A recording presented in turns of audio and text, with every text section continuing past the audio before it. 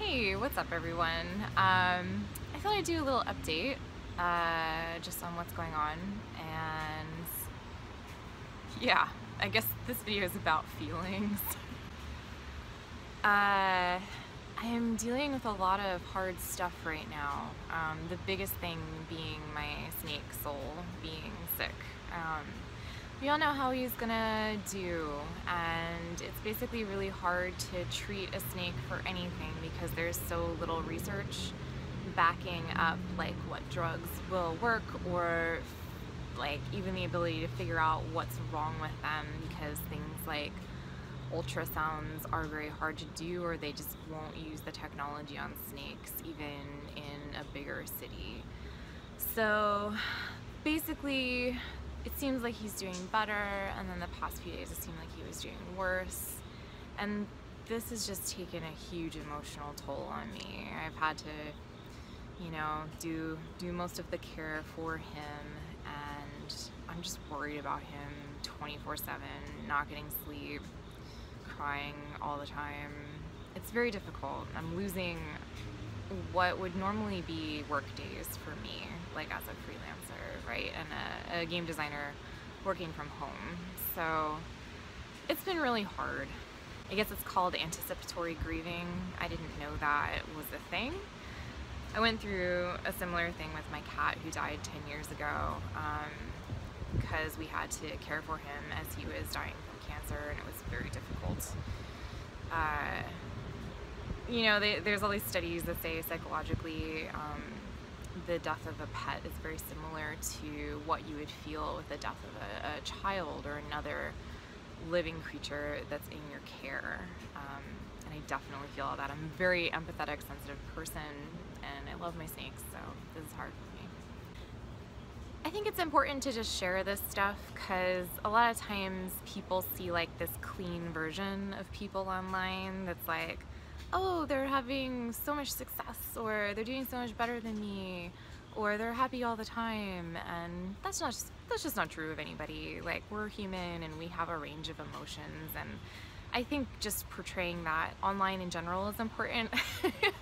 And you know, I don't really believe in professionalism. I think that in a lot of ways being professional hides some of the most important things, like as humans. Like, it's like this kind of capitalist impulse to erase us as people, and you know, there's more complicated thoughts behind that, but it's weird being a freelancer and trying to figure out how to take days off if you're sick or going through something.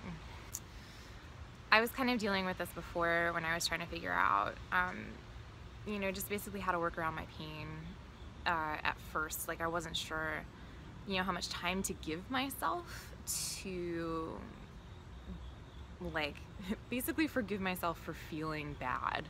Like, if I didn't have to work through that pain, and I could, you know, take however many hours I was experiencing the worst of that pain and not work, and forgive myself that time and make it up a different day. And that thinking is just so different from what we experience in a typical 9-to-5, which is what I've been working since I was like 16, you know? And what was considered like an American work ethic, like how to work around, you know, emotional distress or illness or chronic illness, and still like produce and create things, right? Because we're only valuable if we produce things. In this economy.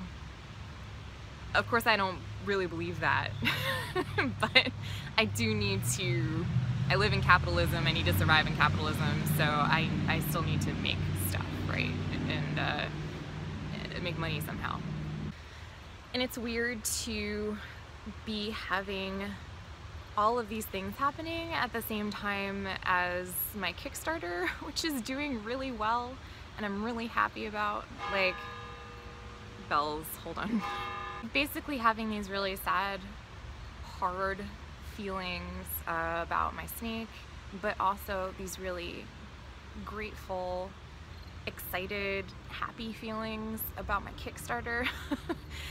It's you know, you can't control how things happen, and you know, shit happens all the time, and it's just very weird to be in the middle of those two extremes, and I'm trying to hold them both and process them as best I can. It's a lot of work. It's hard. It's just hard. I'm having a hard time right now. This is a hard video. But I got my deck of cards in today for Something Is Wrong Here, my first prototype, and it looks amazing.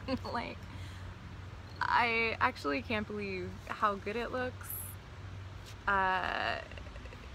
You know, there's only one card that fucked up a little on the edge, and that's fine, I can fix that.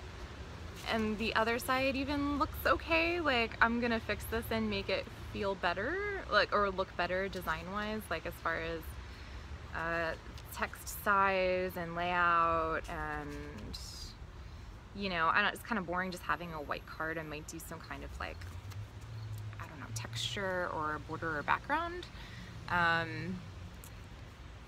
But I made a deck of cards.